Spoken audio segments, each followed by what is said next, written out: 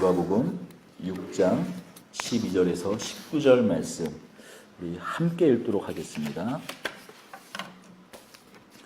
이때에 예수께서 기도하시러 산으로 가사 밤이 새도록 하나님께 기도하시고 밝음에 그 제자들을 부르사 그 중에서 12를 택하여 사도라 칭하셨으니 곧 베드로라고도 이름을 주신 시몬과 그의 동생 안드레와 야고보와 요한과 빌립과 바돌로메와 마테와 도마와 알페오의 아들 야고보와 셀롯이라 하는 시몬과 야고보의 아들 유다와 예수를 파는 자 될 가룟 유다라. 예수께서 그들과 함께 내려오사 평지에 서시니 그 제자의 많은 무리와 예수의 말씀도 듣고 병 고침을 받으려고 유대 사방과 예루살렘과 두로와 시돈의 해안으로부터 온 많은 백성들도 있더라. 더러운 귀신에게 고난받는 자들도 고침을 받은지라. 온 무리가 예수를 만지려고 힘쓰니 이는 능력이 예수께로부터 나와서 모든 사람을 낫게 함이로라. 아멘. 우리가 이제 다음 주가 되면 우리가 파주 운정에서 개척해서 첫 예배를 드린 지 1년이 되었습니다. 그때 기억하십니까? 이 예배 초소에 아무것도 없었죠. 그냥 맨 바닥에 의자도 다 낡은 의자 그냥 깔아놓고 뭐 이 강단도 없고 앰프도 없었죠. 보면대로 그냥 강대상 삼아서 첫 예배를 드린 게 벌써 1년이 되었습니다. 먼저 우리 함께 해주신 우리 성도 여러분들께 감사 말씀을 전합니다. 우리 옆에 있는 분에게 수고하셨습니다. 수고하셨습니다. 쳐다보지 않네. 별로 이렇게 수고하는 것 같이 좀 격려해주고 수고 많으셨습니다. 또 앞으로도 함께 주님의 교회를 세워나가는데 더욱 기도하며 힘써주기를 또 축복하고 격려드립니다. 이 교회를 개척하면서 계속 기도하는 것이 뭐였나 고민하는 것이 무엇인가 하면 교회란 무엇인가예요. 교회란 무엇인가를 몰라서 교회란 무엇인가 생각하지는 않겠죠. 학교에서 신학교에서 교회란 무엇인가 이렇게 배우죠. 조직신학 시간이나 교리를 배운 시간에 교회의 3대 표지, 바른 말씀의 시행, 그 다음에 성찬의 올바른 시행, 그리고 실이 여러 가지 있어요. 그건 교회가 해야 될 일이고 교회의 참된 뜻, 의미에 대해서 다양한 우리가 이야기들을 학교에서 배웁니다. 하지만 여기서 교회란 무엇인가 했을 때 교회란 무엇인가, 그것은 실존적인 공인이죠. 우리가 국민윤리 시간이나 우리가 어렸을 때 도덕 시간에, 가사 시간에 부모의 역할 그런 거 배우잖아요. 그렇지 않나요? 저희는 이제 국민윤리 시간에 배웠던 것 같은데 우리 여자 청년들은 아마 지금도 이렇게 지금은 가사 이름이 어떻게 되는지 모르겠어요. 그런데 거기에 부모의 역할 그런 것들 이렇게 있잖아요. 그럼 거기서 모르지 않죠, 부모의 역할이요. 그런데 자녀를 낳고 아이를 키워보면 깨닫게 되는 것이 있잖아요. 부모가 뭐지? 아빠가 되는 것이 뭐지? 부딪히면서 겪게 되는 실존적인 질문들이 있지 않습니까? 마찬가지입니다. 교회를 개척해서 보니 교회란 무엇인가라는 실존적인 고민과 질문들이 있다는 것이죠. 그런데 거기에서 답을 한참 고민해서 답을 찾아보면 어때요? 사실 교과서에 나왔던 내용입니다. 물론 교과서에 나왔던 내용은 좀 포괄적으로 이야기하는 것입니다만 그렇습니다. 우리가 교회란 뭐지 하는 우리가 어떤 여러 가지 일들을 부딪히면서 겪게 되는 실존적인 고민들이 있지만 그런데 그런 고민들을 겪다가 보면 그냥 고민들 속에서 헤매이다 보면 답을 찾지 못할 때가 있죠. 그럴 때 우리는 결국 성경으로 돌아가야 됩니다. 성경은 무엇을 말하고 있나? 오늘 물론 본문에 교회라는 단어가 등장하진 않습니다. 하지만 오늘 본문을 통해서 과연 교회가 무엇인가, 예수님께서 세우신 이 공동체, 교회란 어떤 특성을 갖고 있고 그 특징을 갖고 있는가 엿볼 수 있다는 것이죠. 예수님께서 사역을 시작하시면서 하나님 나라의 복음을 전파하시고 또 많은 기적을 베푸셨습니다. 이적을 베푸셨죠. 표적이 드러났습니다. 예수님께서 그냥 여느 선지자가 아니라 뭔가 메시아일 것이다라는 사람들의 기대가 있었어요. 그래서 많은 무리가 예수님을 따랐습니다. 그 중에 단순한 무리 이상의 사람들이 있었죠. 예수님을 항상 따르고 항상 예수님의 그 가르침 앞에 섰던 자들이 있었습니다. 예수님께서 그들 중에 오늘 말씀을 보면 특별히 12사람을 뽑습니다. 12를 택하여 사도라고 칭하십니다. 우리 12명, 우리가 12명 하면 이 10이 딱 얘기하면 12 딱 하면 뭐가 떠오릅니까? 우리 그 교회단위 짜면은 12 점점 이스라엘 12지파 다 떠오르잖아요. 자동적으로요. 그렇습니다. 예수님의 12제자들은 12지파를 상징합니다. 그런데 이게 다만 12지파를 상징하는 것만으로 그치진 않는다는 것이죠. 만약에 단순히 예수님의 12제자들이 이스라엘의 12지파를 상징하는 것에 그쳤다면은 유다가 예수님을 배반하고 자결했을 때 그 남은 한 자리 공석을 채우려고 제비뽑기를 해서 누구를 세웁니까? 마띠아를 세우는 그런 일을 하지 않았을 거예요. 그냥 상징적인 숫자면 그냥 상징적으로 놔두면 되지 꼭 그 공석을 채울 필요는 없잖아요. 근데 왜 12제자의 숫자를 꼭 채웠을까요? 예수님의 12제자는 단순히 이스라엘의 12지파를 상징하는 것뿐만이 아니라 실제로 예수님께서 이루시는 하나님 나라, 새 이스라엘, 영적 이스라엘, 그 12지파를 대신할 사람들로 사실 그 자리를 차지하고 있기 때문입니다. 요한계시록 21장을 보면 예수님께서 재림하시는 그 심판의 날에 천상에 있는 예루살렘, 곧 새 예루살렘이 이 땅에 내려오는 모습을 이렇게 묘사합니다. 계시록 21장 14절은 이렇게 묘사합니다. 그 성의 성곽에는 12 기초석이 있고 그 위에는 어린 양의 12사도의 어린 양의 12사도 12 이름이 있더라라고 말씀합니다. 예수님께서 이 땅을 심판하러 오시는 날, 새 하늘과 새 땅을 이루시는 그때 하늘의 예루살렘, 영적 이스라엘, 그래서 상징한 영적 그 새 예루살렘이 이 땅 가운데 내려올 때 그 기초석이 누구라고 얘기하고 있어요? 어린 양의 12사도라고 말하고 있어요. 여러분, 이스라엘의 기초를 놓고 있는 그 백성들이 누굽니까? 족장들이 누구였습니까? 야곱의 12아들들 아니었습니까?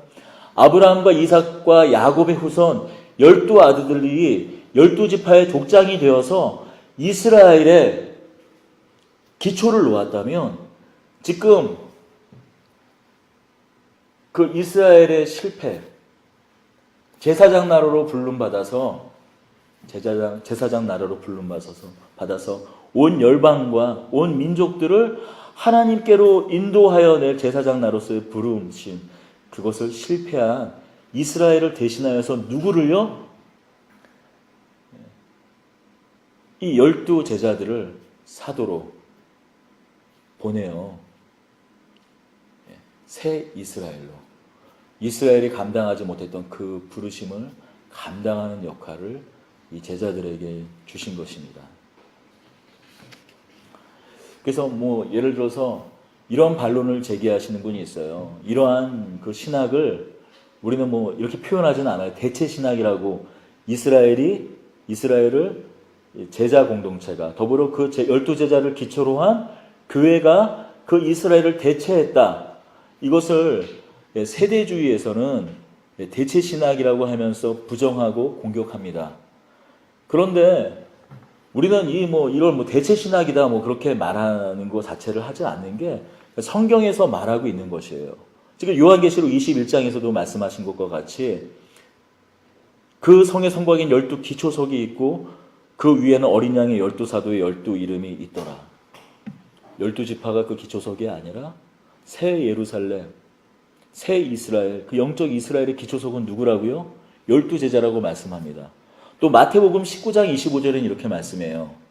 예수께서 이르시되 내가 진실로 진실로 너희에게 이르노니 세상이 새롭게 되어 인자가 자기의 보좌에 앉을 때 나를 따른 너희는 12 보좌에 앉아 이스라엘 12지파를 심판할 것이라 심판하리라고 말씀해요.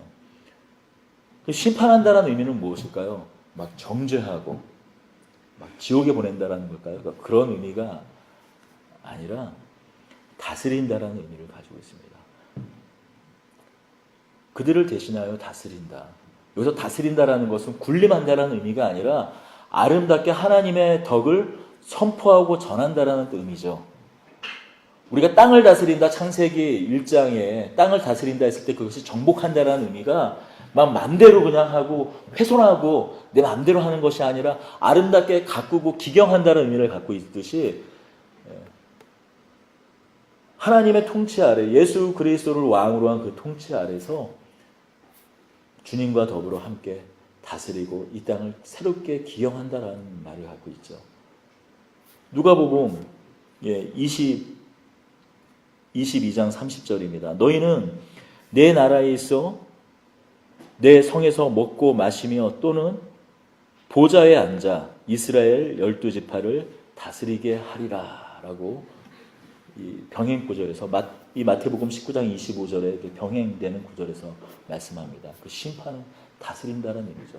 그러므로 우리가 대체 신학이라는 표현은 우리가 일부러 굳이 사용하지 않지만 분명히 어떻습니까? 이스라엘 그 12지파를 대신하여서 이스라엘을 대신하여서 이 제자들로 12제자를 기초속으로 놓은 교회 공동체는 이스라엘을 대신하는 존재라는 것이죠. 그러므로 교회는 태생적인 대한 공동체라는 것입니다. 그러므로 교회의 많은 역할, 교회의 부르심이 있지만 교회는 무엇인가? 이스라엘 백성이 많은 열방과 민족들이 하나님을 떠나 하나님을 대적하여 살 때 하나님을 높이 올리고 하나님을 예배하고 하나님께만 제사 드리는 그 민족과 나라의 삶이 어떤 것인지 보여주는 대안적 삶으로, 대안적 공동체로, 대안적 민족으로서 부름받아 그들이 섰었다면 교회는 여전히 마찬가지예요. 하나님을 인정하지 못하고 하나님을 모르고 죄 때문에 깨어지고 고통받는 이 세상 가운데 대안적인 공동체로서 부름받아서 세상 가운데 하나님의 사랑이 어떤 것인지, 하나님의 부르심이 어떤 것인지, 한 사람 한 사람을 하나님께서 부르셔서 인도하여 내셔서 하나님 백성 삼은 것이 무엇인지 보여주는 바로 그 대안적인 공동체로서 이 세상 가운데 보여주는 역할, 드러내는 역할, 그것이 바로 교회라는 것이죠. 그래서 에베소서 2장은 말하죠. 하나님께서, 예수 그리스도께서 교회의 모퉁이 돌이 되시고 사도들과 선지자는 그 터가 되어서 그 터 위에 예수께서 교회를 세우셨다고, 하나님께서 교회를 세우셨다고 에베소서 2장은 말씀합니다. 그렇다면 오늘 이 짧은 우리가 읽은 본문에 잘 드러나진 않지만 자세히 살펴보면 이 세상의 대한 공동체로서의 교회의 특성은 어떤 특성을 갖고 있는지 오늘 본문을 통해서 좀 살펴볼 수 있습니다. 이 12제자를 부르셔서 이 12제자를 기초속 삼아 이루신 교회 공동체의 성격은 어떻게 나타나는가? 뭐를 통해서 엿볼 수 있는가? 먼저 이 베드로를 통해서 엿볼 수 있습니다. 14절입니다. 곧 베드로라고 이름을 주신 시몬이라고 말하고 있습니다. 예수님의 수제자라고도 말하는 이 베드로의 본명이 뭐라고요? 시몬이라고 말하고 있어요.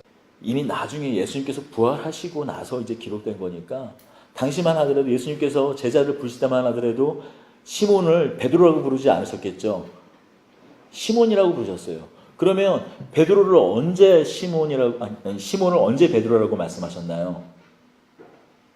한참 갈릴리 사역이 한참 그 절정에 치닫고 있을 때 예수님께서 갑자기 갈릴리 지방보다 훨씬 위에 있는 빌립보 가이사라 지방으로 제자들을 끌고 가십니다. 이끌어 가세요. 마태복음 10장에 드러나 있죠. 끌고 가시며 갑자기 뜬금없이 그 상당히 먼 거리예요. 빌립보 가이사라는. 그런데 그곳에 가셔서 제자들에게 묻습니다. 너희는 나를 누구라 하느냐라고 물어보세요. 너희는 나를 누구라 하느냐 물어보세요. 이 질문이 어떤 질문일까요? 너희는 나를 누구라 하느냐. 예수님의 이름을 몰라서 그때 뭐 이런 친구도 있을 수 있을지 몰라요. 그때 뭐 이런 제자도 예수님이라고 합니다. 별로 웃기진 않죠. 웃는 포인트인데 우리가 그때 예수님을 묻는 건 예수님 이름을 묻는 건 아니겠죠. 예수님이 어떤 분이신가, 예수님의 존재, 예수님이 어떤 분이신지 말합니다. 어떤 사람은 제자들 중에 이렇게 말합니다. 어떤 사람은 다른 사람들은 엘리야라고 말합니다. 어떤 사람은 세례 요한이 다시 부활했다라고도 말합니다. 아니 그것 말고 너희는 다른 사람들이 나에 대하여 말하는 거 말고 너희는 나에 대하여 뭐라고 생각하느냐? 너희는 나를 누구라고 생각하느냐? 내가 누구냐라고 물어봅니다. 시몬이 얘기하죠. 베드로라고 말하는 시몬이 얘기합니다. 주는 그리스도시요 살아계신 하나님의 아들이라고 말씀해요. 주는 그리스도시요 하나님의 아들이라고 말합니다. 예수님께서 너무나 기뻐하세요. 그래서 뭐라고 말씀하시는가? 내가 나의 교회를 이 반석 위에 세우겠다고 말씀하세요. 그래서 이 카톨릭 같은 경우는 말해요. 베드로라는 이름이 반석이라는 뜻입니다. 이 반석 위에 교회를 세운다고 하였으니 곧 베드로 위에 교회를 세우는 거 아니냐. 로마 카톨릭 같은 경우에는 이 교황을 일대 교황을 베드로로 삼아요. 물론 베드로가 로마에 가서 복음을 전하고 로마에 가서 많은 영향력을 행사하고 하나님의 복음을 전하며 또 그가 순교를 통해서 많은 성도들에 앞서서 어떤 하나님 나라의 복음에 큰 어떤 기초를 놓았던 것은 분명하지만 그러나 사람 베드로를 말하는 것이 아니라 너의 그 고백을 반석으로 하여서 그 고백 위에 교회를 세운다고 말씀하시는 거죠. 그 반석과 같은 믿음을 귀하게 여기셔서 이름을 새롭게 주어집니다. 시몬에게 주십니다. 베드로라고 이름하십니다. 결국 교회 공동체는 어디 위에 세워진다는 것입니까? 교회 위에 세워진다는 거예요. 신앙 고백 위에 세워진다는 거예요. 그런데 이 고백을 하는 현장이 어디냐? 왜 예수님께서는 그 먼 곳 갈릴리 지방에서도 한참 위에 있는 곳 빌립보 가이사라로 제자들을 데리고 왔을까요? 이 가이사라 빌립보 가이사라는 어떤 도시냐면 가이사 아구스토스 황제에게 바쳐진 도시였어요. 당시 황제는 어떤 사람이었냐면 신의 현현이었어요. 특별히 가이사 우리가 뭐 케사르라고 하기도 하고 이 미국 영어로는 시저로 번역을 하잖아요. 이 처음으로 이 케사르 시저라는 칭호를 받는 아우구스투스는 누군가 로마에 진정한 평화를 주었던 왕이에요. 그래서 팍스 로마라는 로마 아래서의 평화라는 말이 처음 등장했습니다. 지금 마치 뭐 미국 뭐 팍스 아메리카 그런 말, 그 안에 담겨져 있는 그 제국주의죠. 미국의 경찰 국가로서 미국 아래에서의 미국 힘 아래에서 평화라는 말은 사실은 팍스 로마나라는 말의 그 아류죠. 변형이고 표절입니다.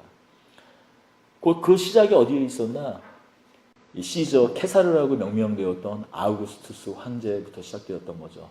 그래서 그때부터 본격적으로 황제 그 숭배가 시작되었어요. 이 아우구스투 황제서부터 로마 황제는 곧 마치 최고신 제우스의 현현이고 그 최고신의 아들로서의 숭배를 받았다라는 것이죠. 그래서 이 빌립보 이 지방은 이 헤롯 왕이 당시 유대를 다스리고 있던 헤롯 왕이 로마에게 잘 보이기 위해서 그곳을 마치 지금 이 도시가 예전에는 완전히 축사였고 허업을 퍼냈고 논밭이었잖아요. 논밭도 아니었으면 야산 두턱에 드문드문 드문드문 이렇게 축사나 좀 있고 몇몇 마을, 가구 수도 몇 개 안 되는 그 마을이 있던 곳에 불과했는데 마치 전과 다르게 완전히 신도시로 탈바꿈시켰던 것처럼 예, 이 가이사라 이 그 지방은 완전히 신도시로 탈바꿈시킵니다.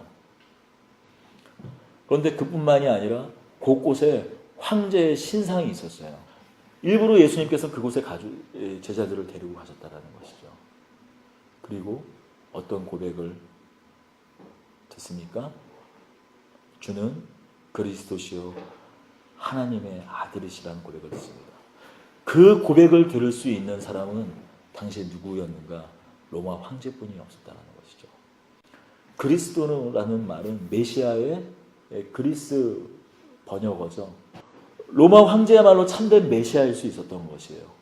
그의 힘을 통해서만이, 그의 권력을 통해서만이, 그의 전쟁을 통해서만이, 그의 힘과 권능을 통해서만이 평안을 누리고 이 세상에 안식을 누릴 수 있다고 하는 그때에 오직 살아계시는 참신, 모든 신은 거짓 신이고 사람들이 만들어낸 신일 뿐이고 오직 참된 신의 아들, 참된 하나님의 아들은 예수뿐이라는 고백을 베드로가 하는 것입니다.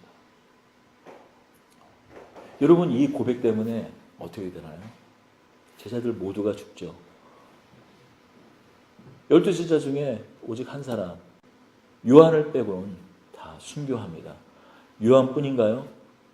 초대교회 성도들이 어떻게 됐어요? 너희가 예수 그리스도를 부정해라.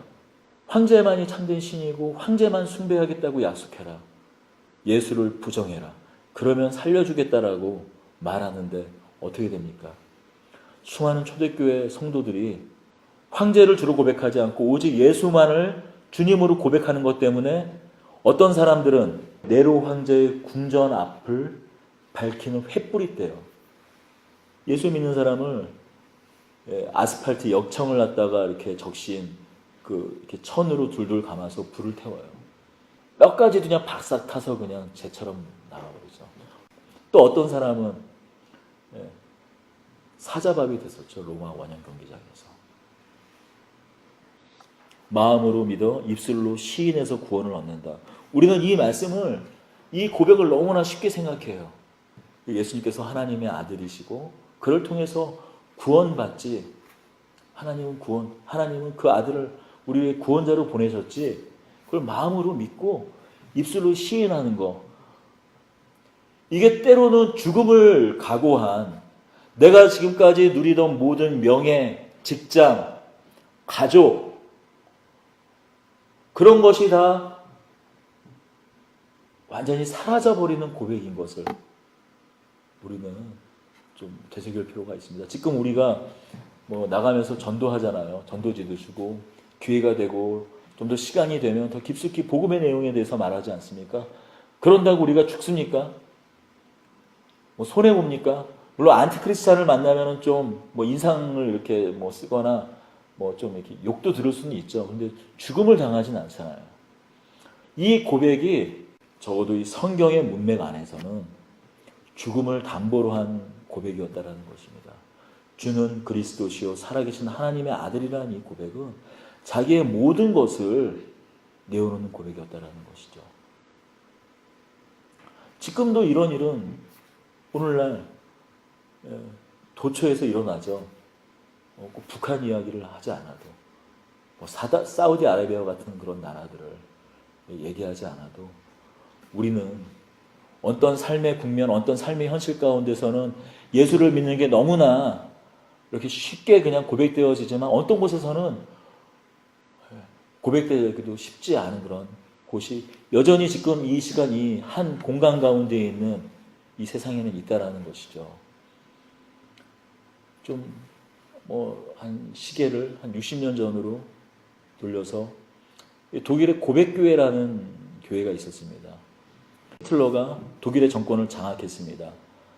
독일 사회주의 독일 민족 사회주의 노동당이라는 줄여서 나치라는 당을 만들었죠. 교회를 종교를 하나로 통합시켰어요. 게르만 기독교회라고 해서 모든 종파와 종단을 통합시켜버렸습니다.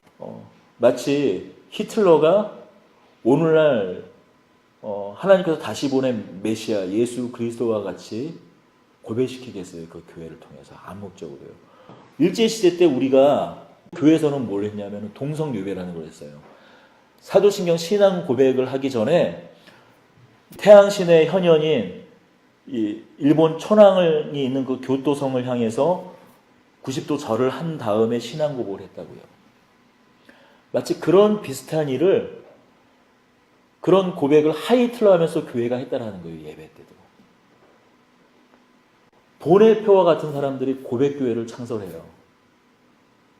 오직 그리스도만이 주이시고 예수 그리스도만이 참된 하나님의 계시인 것을 고백하는 교회들이 나타나기 시작합니다. 그 중심에서 우리가 알고 있는 그 보네표라는 사람이 나중에 결국은 감옥에서 순교당하죠. 뭐 보네표 한 사람이겠습니까? 당시에 독일에서도 나타냈던 오직 예수님만이 그리스도시요 하나님의 아들이라는 이 베드로의 고백과 마찬가지 너무나 당연한 고백인데도 불구하고 이 고백했던 교회가 이름을 고백교회라고 굳이 말하면서 죽음을 담보로 하여서 일어났다는 것이죠.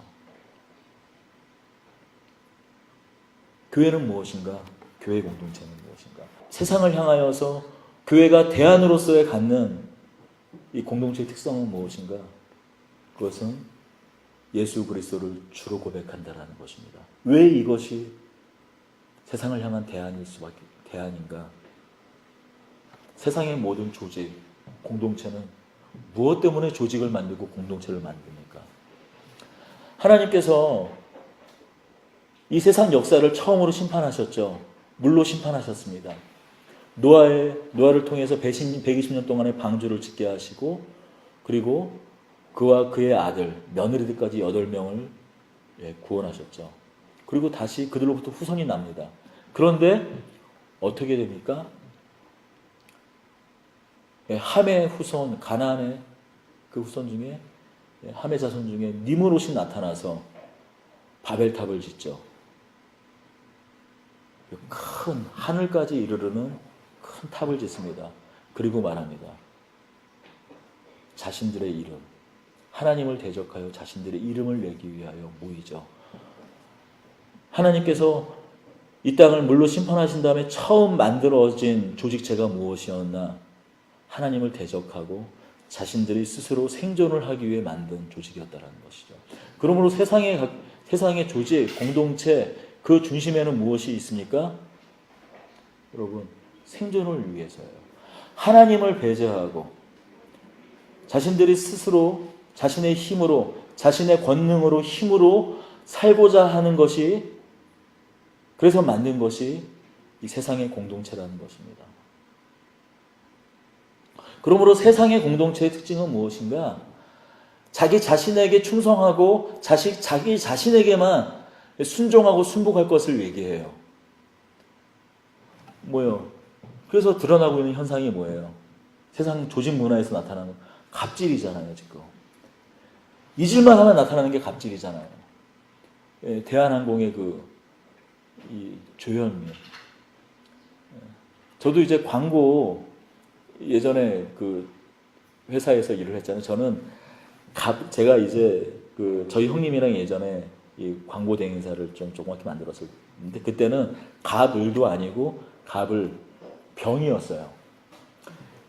당시 저희가 이제 엘모라는 큰 회사에 광고를 했는데 엘모라는 회사의 그 그룹사에 엘땡땡 기획이라는 이제 그 그룹사 전체를 통괄해서 에이전시하는 이제 광고 대행사가 있었어요. 그래서 그 광고 대행사의 하청을 이제 저희가 했거든요. 그러니까 갑을병이죠. 그럼 회의에 나가면 뭐 꼼짝 말하죠.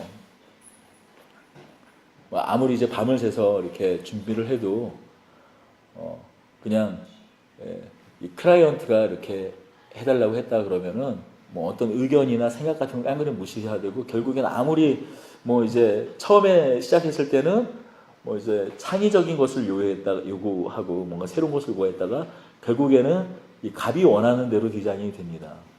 그 사이에서 뭐 지금 대한항공과 같은 비슷한 일들이 비일비재하게 일어나죠.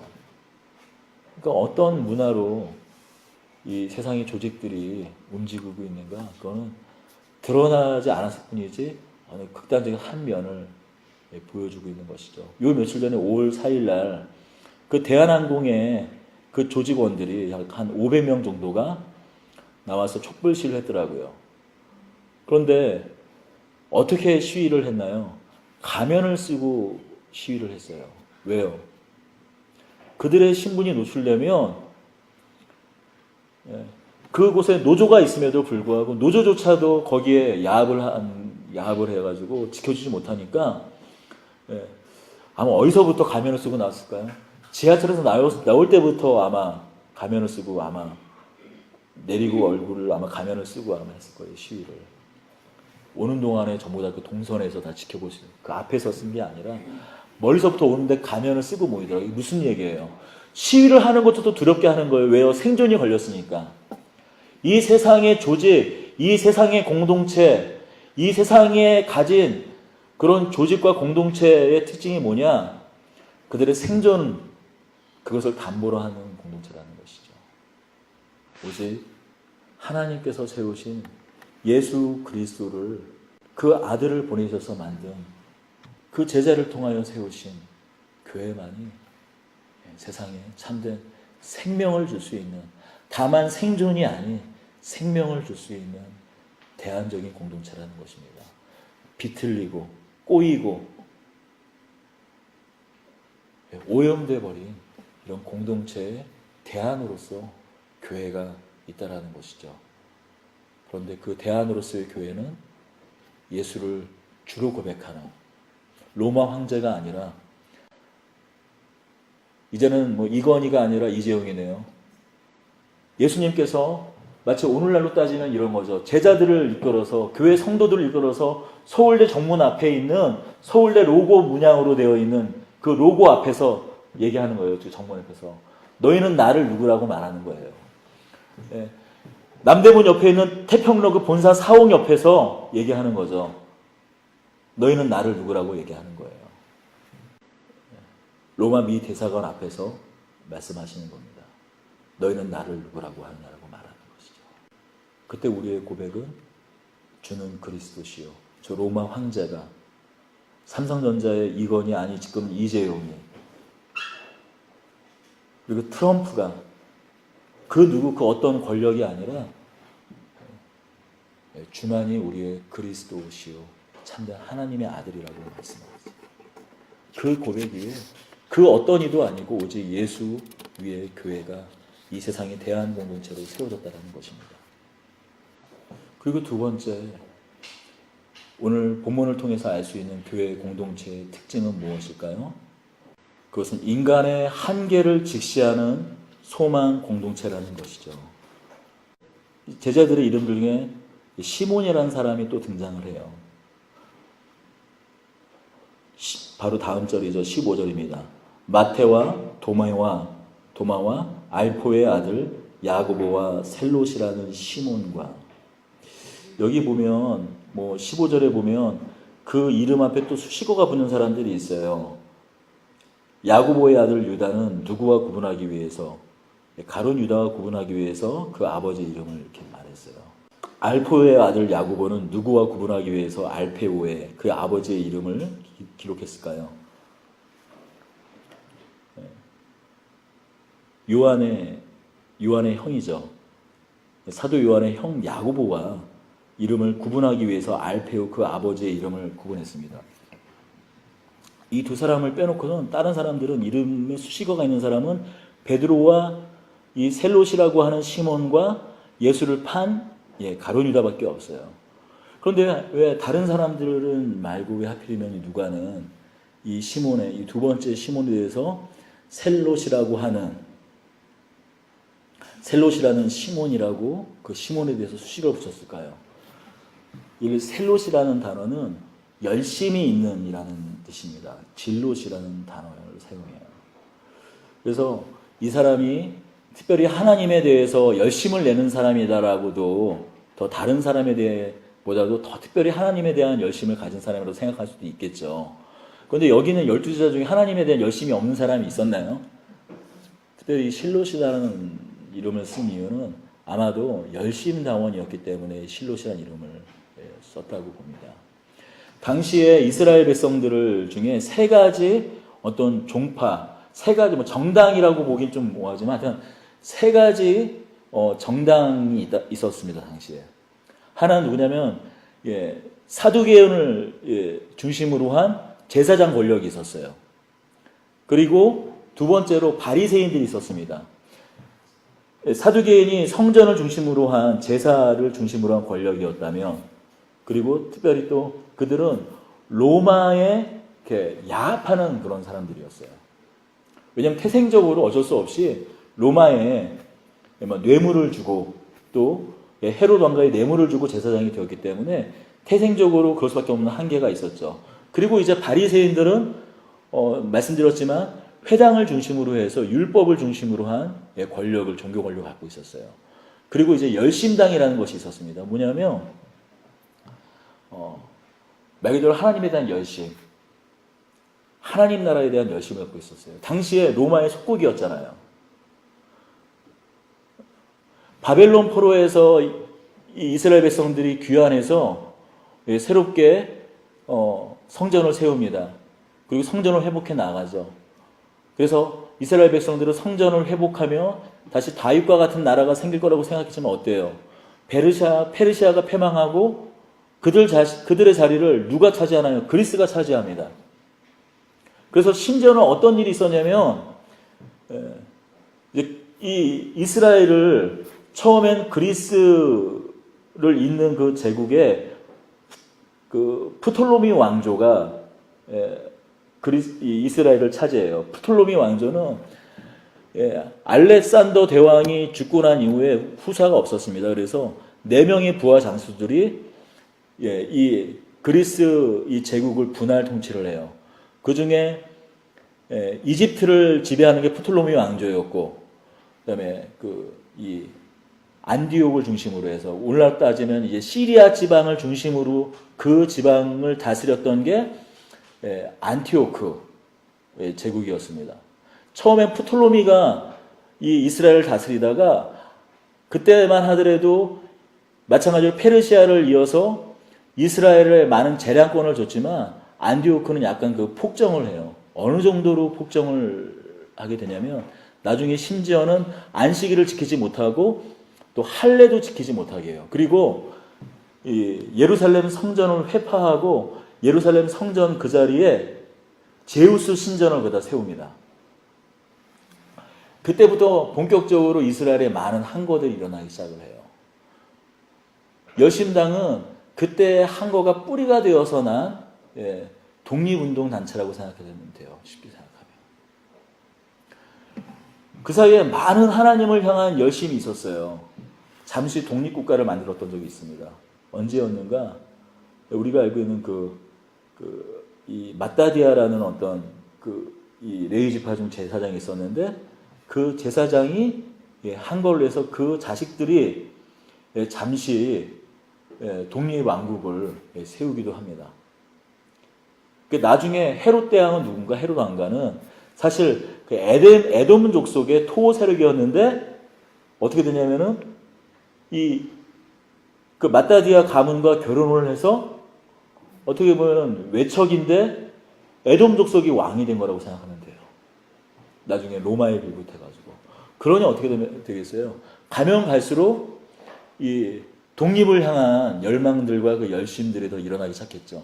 그래서 로마 시대 때는 본격적으로 열심당원이 있었고 그 중에서 이제 더 이제 극렬하게 저항했던 세력이 누구냐면 시칼이라고 제가 말씀드렸잖아요. 진짜 시칼처럼 들리는데 단검을 품 안에 두고 주요 이제 인사들을 로마에 빌붙는 인사들을 암살하던 사람들이 바로 그런 열심당원 중에 극렬 문제였습니다. 이 시몬이 그 열심 그런 극렬 분자였던 것까지는 알 수 없었으나 근데 오늘 말씀을 통해서 그런 열심당원이었던 것을 우리가 좀 생각해 볼 수가 있어요. 그런데 어떻게 해서 제자가 되었을까요? 물론 예수님을 따랐기 때문에 제자가 되었겠죠. 그런데 이 시몬, 이 두 번째 시몬은 왜 예수님을 따랐을까요? 자신들의 동료와 마찬가지로 어떤 극렬한 테러와 저항을 통해서 이스라엘 나라를 회복할 것을 계속 꿈꾸지 않고 왜 예수님을 따랐을까요? 그것으로는 결론이 나지 않는다라는. 마찬가지로 그냥 단순한 힘만으로는, 단순한 저항만으로는, 폭력만으로는, 어떤 단체를 조직하고 그것만으로는 하나님 나라를 다시 회복할 수 없다라는 것을 어느 순간 깨닫고 예수의 제자가 되었을 것이라는 것이죠. 그리고 그를 예수님께서 선택하셨습니다. 우리가 생각을 해요. 우리는 이렇게 생각합니다. 저도 거기에 반대하지는 않지만 많은 교회들이 대안으로서의 교회 공동체를 생각하면서 사회에 뿌리내려서 적극적으로 사회에 참여를 해요. 오래전에 그 제주 그 아름다운 그 해안가를 해군 해군 부대를 그쪽에 만들면서 그때 주도적으로 나선 사람들이 누구예요? 종교단체잖아요. 뭐 카톨릭이지만 개신교회 일단에서도 제주 강정마을에 가서 시위를 벌이고 잡혀가지 않았습니까? 그리고 또 오늘날 어때요? 많은 또 이렇게 노동운동의 현장 가운데 사회 참여를 하는 교회들이 있지요. 또 세월의 현장 가운데에서도 요번에 추모 제에서도 거기에 여러 다른 종교들도 있었지만 그 중에 또 그 안에서 알게 모르게 세월호 가족들을 도왔던 것이 또 교회의 여러 단체들이었습니다. 너무나 당연하고 해야 될 일이죠. 대안으로서의 세상을 변화시키는데 적극적으로 우리가 할 수 있는 법을 바꾸고 제도를 바꾸고 적극적으로 또 항거하는 일이 필요할 것입니다. 그러나 우리가 분명히 알아야 할 것은 무엇인가? 우리는 세상에 나아가서 분명히 때로는 기도로, 때로는 또 사회 구성원 일원으로서 투표를 통해서, 때로는 더 적극적으로 한 것까지도 해야 되겠지만, 마치 일제 3.1 그 운동할 때 수많은 사람들, 그 중에 상당히 많은 사람들이 기독교인인 것 같이 적극적으로 한 거를 해야 되겠지만, 이 세상이 끝내 단순히 사회를 참여하는 것만으로 바뀔 수 있는가? 그것에 소망을 두는가? 아니요. 우리는 그렇게 생각하는 사람들은 아닙니다. 오직 예수께서 이 땅 가운데 재림하실 때 온전한 것이 올 때에야 비로소 이 땅에 참된 안식과 참된 하나님 나라와 참된 하나님의 평안이 찾아올 수 있다는 것, 그것을 믿는 사람들입니다. 바로 그 신앙을 무엇이라고 하는가? 종말론적인 신앙이라고 말해요. 그러므로 교회는 이 셀롯인 시몬을 통해서 알 수 있는 것은 무엇인가? 이 세상의 대안으로서 존재하는 교회는 종말론적인 교회 공동체라는 것이에요. 인간의 한계를 직시하는 공동체라는 것입니다. 우리 인간의 무엇인가를 통해서 인간의 열심으로 세상에 평안이 올 수 있을 것이라, 세상에 화평이 올 수 있을 것이라 그런 기대를 갖는 사람이 아니라 오직 하나님께서 이 땅을 다스릴 때야만이 참된 평화와 안식이 있다는 것을 믿는, 그것을 하나님의 열심, 인간의 열심이 아닌 하나님의 열심에 소망을 두는 공동체, 바로 그것이 교회 공동체라는 것이죠. 그리고 마지막 한 사람, 예수를 파는 자, 예수를 파는 자 가룟 유다라. 이 16절에 야고보의 아들 유다와 예수를 파는 자 될 가룟 유다가 제자들이 있었다라는 것이죠. 참 우리가 제일 힘든 부분이 이 부분이에요. 이 지점입니다. 여러분, 이 제자는 누가 선택을 했죠? 예수님께서 선택을 하셨어요. 근데 예수님께서는 그의 제자 중 하나인 이 가룟 유다가 자신을 팔 걸 모르고 선택하셨냐라는 얘기죠.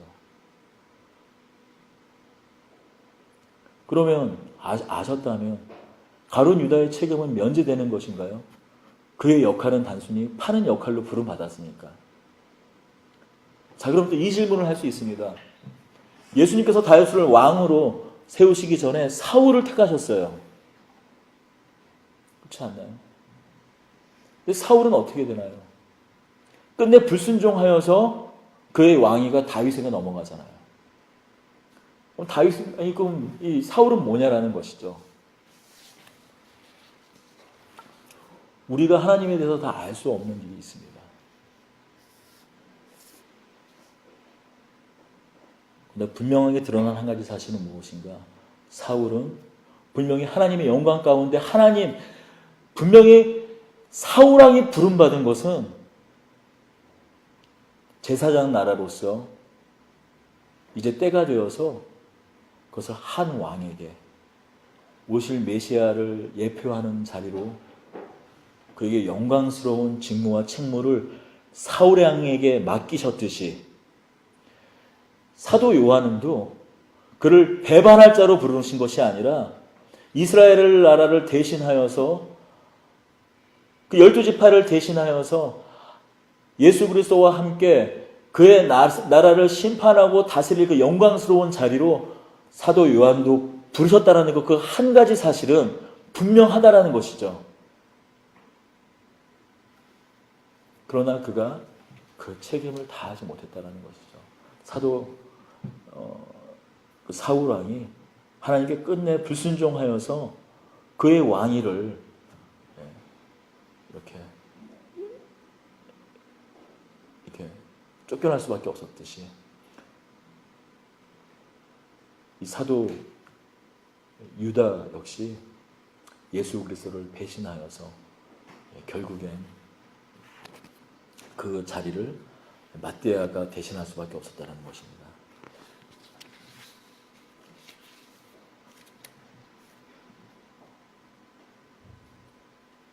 분명히 성경이 말하고 있는 것은 부름받은 자들의 믿음을 지켜야 할 책임은 우리에게 있다는 것입니다. 그것은 명예로운 것이죠. 그럼에도 불구하고 우리 교회 현실을 보면 어떻습니까? 우리 안에 얼마나 교회 안에 때로는 성도를 배반하는 일이, 또 목회자가 성도가 목회자를, 또 교회가 교회를 배반하는 일이 얼마나 많이 있습니까? 작년 같은 경우에 어때요? 종교교회 500주년이에요. 세상의 모든 사람들이 작년만큼은 교회에 향해서 마음을 열었던 시간이에요. 자, 작년 그냥 이 루터의 종교개혁이 간단한 일이 아니에요. 세계사의 흐름을 바꿨습니다. 사실 오늘날 자본주의나 이런 많은 것들이 당시에 로마 교황에 있었던 권력이 시민사회 권력으로 이양될 수 있었던 것, 왕권에서 시민사회 권력으로 이양되고 계몽주의가 나타나고 수많은 어떤 그 문명화된 사회가 될 수 있었던 가장 근본적인 기폭제 역할을 했던 것이 종교개혁이었다는 것이죠. 그것을 기념했던 게 바로 작년이 종교개혁 500주년이었어요. 그런데 작년 사건은 어때요? 우리가 기억하고 있는 사건. 종교개혁 500주년이 기념됐던 게 아니라 우리가 사람들이 이제 많이 보는 그 JTBC 같은 채널에 뭐가 나왔나요? 교회 세습이 아주 메인 그 뉴스로 나오지 않았어요. 이름을 밝히지는 않겠습니다.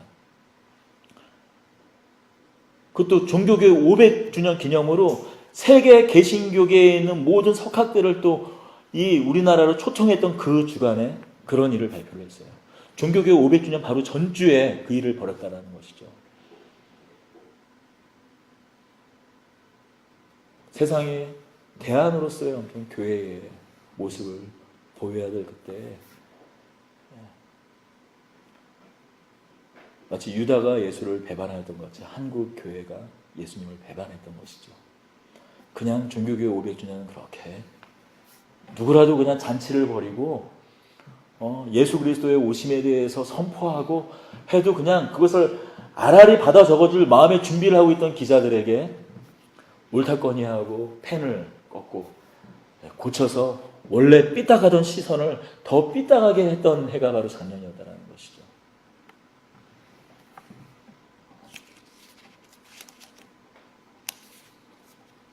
그렇습니다. 교회가 그렇다는 것입니다. 때로 배신마저도 있는 것이 교회입니다.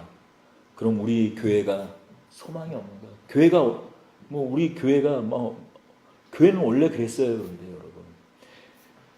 여러분, 예수님께서 맨 처음 이루신 교회가 그 성도가 누구였나요?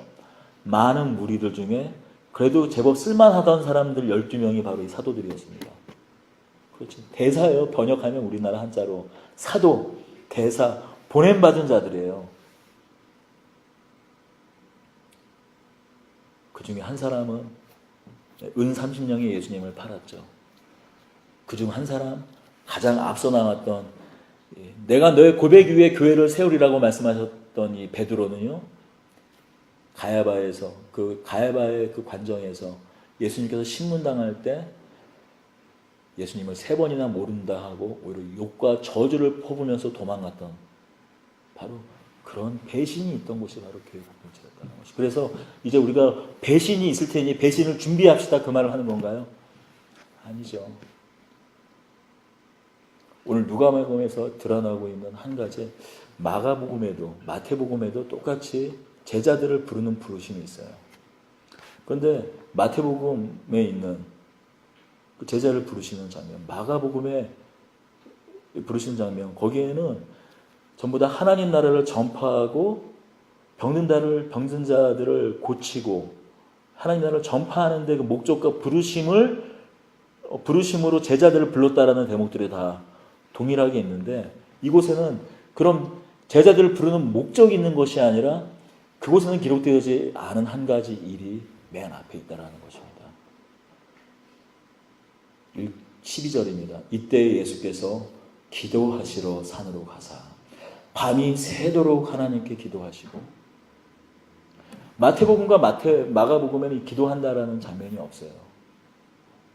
그리고 이 대목에 제자들의 부르신 목적이 있죠. 그런데 부르신 목적이 있는 것이 아니라 그 자리에 누가는 그 목적을 설명하는 것이 아니라 예수님이 기도하셨던 것을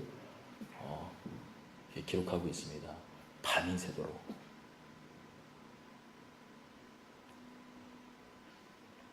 성령의 능력, 하나님의 능력, 하나님의 도우심 아니면 교회가 세워질 수 없다는 것을 예수님께서 아시기 때문에, 여전히 사람들이 있어서 욕망들이 꿈틀거리고 있는 사람들이 그 구성원이기 때문에 똑같은 세상 공동체와 마찬가지로 그 안에 배반이 있고 자신의 욕망 때문에 뭐라 그러지, 이 북한 사람들이 이 자신들의 어떤 그런 목적을 위해서 교회를 다녀요. 왜냐하면 그 안에 구제가 있으니까요. 하지만 뭐라 그러는지 아십니까? 끝내 교회를 그래도 구제가 있고 거기서 도움이 있어요. 예, 지금 다 북한에서 이렇게 탈북하면 도움을 받는 단체들이 전부 다 거의 100% 교회 연관단체 아닙니까? 현실적인 필요 때문에 교회 도움을 받지 않지. 물론 일부는 신앙을 갖죠. 그런데 끝까지 도움을 받지 않지만 교회를 끝까지 신앙을 거부하는 사람들이 많이 있어요. 왠 줄 아세요? 동일하게 얘기하는 이유가 있습니다. 말하고요. 교회가 더 북한 같다라는 거예요.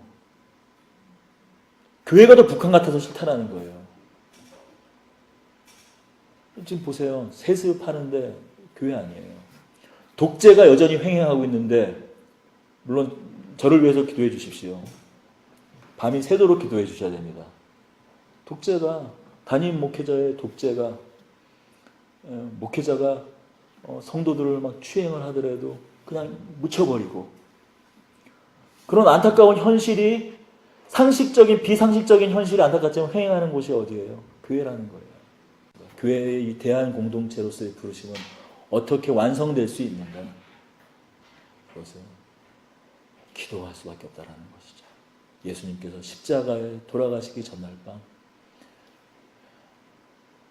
땀이 피가 되도록 기도하셨듯이 그 교회를 처음 세우실 때 그 부르심, 예수 그리스도의 제자의 부르심 앞에서도 예수님께서는 기도하셨던 것이죠.